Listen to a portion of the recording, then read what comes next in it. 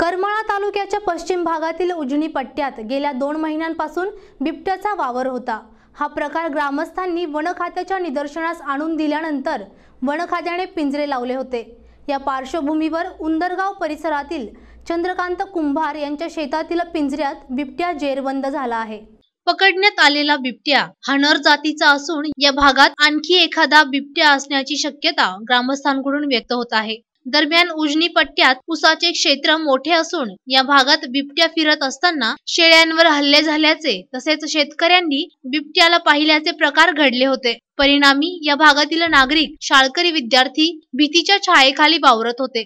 परंतु आता बिबट्या जेरबंद झाल्यामुळे त्यांना काहीसा दिलासा मिळाला आहे। यावेळी ग्रामस्थांनी याबाबतच्या आपल्या प्रतिक्रिया व्यक्त केल्या आहेत। उंदरगावमध्ये बिबट्या आहे असं म्हणून जरी ग्रामस्थांनी केलं असलं तरी याच्यावर वन विभागाच्या अधिकाऱ्यांनी याची काही गांभीर्य घेऊन दखल घेतली नव्हती। कारण ज्यावेळेस ते पवार मॅडम किंवा त्यांचे सहकारी ज्यावेळेस इथं व्हिजिटला येत होते त्यावेळेस ते ग्रामस्थांनाच म्हणायचे की तुम्ही नीट बघा, नीट हे करा असं करा आणि ग्रामस्थांना दम देत होते। पण जर इथं सर पूर्ण बॅकवॉटरचा भाग असताना जर याच्यामध्ये शेतामध्ये रानात काम कसं करायचं हा प्रश्न आमच्या येथील ग्रामस्थांना पडला होता। पण याची दखल अजिबात प्रशासनाने घेतली नाही। पण शेवटी वाघ हा पिंजऱ्यामध्ये आम्ही जेरबंद करून दाखवला। याची प्रचिती प्रशासनाला आलेली आहे आणि याची दखल प्रशासनाने घ्यावी। फिरण्याचा आणि बाहेर फिरण्याचा 2 महिन्यापासून ह्या बिबट्यामुळे त्रास होत होता।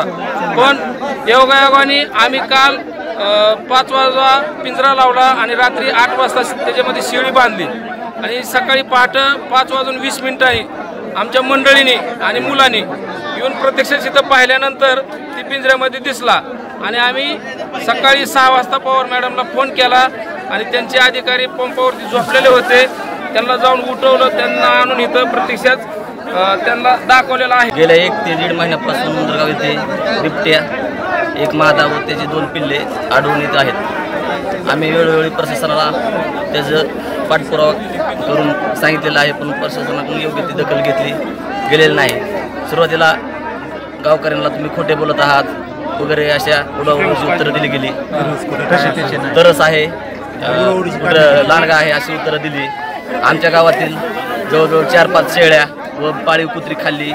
नुकसान भरपाई त्याची अद्याप मिळालेली नाही आणि त्याबद्दल आम्ही मग सोलापूरला मी व आमचे ग्रामपंचायतचे सहकारी सरपंच सोलापूरला गेलो। सोलापूरला गेल्यानंतर तिथे आम्ही वरिष्ठांशी भेटलो, त्यांना पिंजऱ्याची व कॅमेऱ्याची मागणी केली। प्रतिनिधी शीतल कुमार मोटेसह कॅमेरामॅन संतोष मोटे, NTV न्यूज मराठी, करमाळा, सोलापूर।